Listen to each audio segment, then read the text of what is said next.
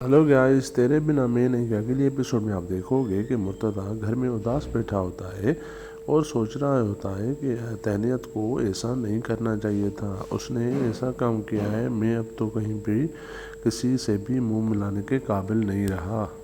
तहनीत ने ये बात सबके सामने कहकर मुझे कहीं का नहीं छोड़ा और मेरी तो अब इज्जत भी चली गई, मैं किसी से नज़रें भी नहीं मिला पा रहा।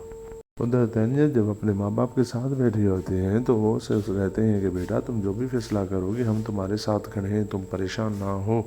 दानियल के माँ बाप उसे कहते हैं कि बेटा, मुर्तज़ा को पछतावा हुआ होगा, तुम्हें ये भी बात सोचनी चाहिए। तो ऐसे में दानियल कहती है, नूरुल की कोई भी बात मुर्तज़ा के बस में नहीं है, नूरुल की किसी भी बात पे मुर्तज़ा ना नहीं कर सकता और ये देखकर मेरे बस में बात नहीं है कि मैं उनको देख सकूं, ये कैसे साथ में घूमते हैं, कैसे खाते हैं। मेरा शौहर जिसको अपने घर की परवाह ना हो, उसकी बीवी की परवाह ना हो और बेटी की परवाह ना हो, माँ बाप की परवाह ना हो, तो इसके ये मुझसे कतई बर्दाश्त नहीं होगा बाबा। फिर तहनीत के माँ बाप उसे कहते हैं कि बेटा, बस तुम जो भी फैसला करोगी हम तुम्हारे साथ खड़े हैं।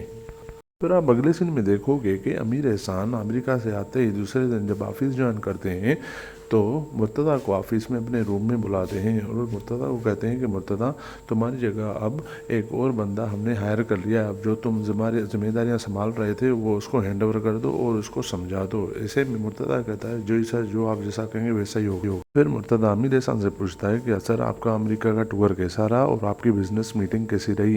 तो ऐसे में अमीर एहसान कहता है, मेरी तो बिजनेस मीटिंग अल्हम्दुलिल्लाह अच्छी हो गई और कामयाब हो गई, बस यहाँ के कुछ मामलात ख़राब हो गए, अब इनको भी दुरुस्त करना है।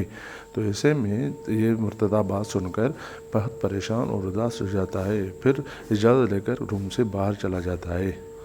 मुर्तज़ा के जाने के बाद नूरुल अमीर एहसान के रूम में चली जाती है और उससे बात करने की कोशिश करती है। तो ऐसे में अमीर एहसान उसे कोई भी जवाब नहीं देता और खामोश रहता है। तो ऐसे में नूरुल मायूस होकर उस रूम से चली जाती है।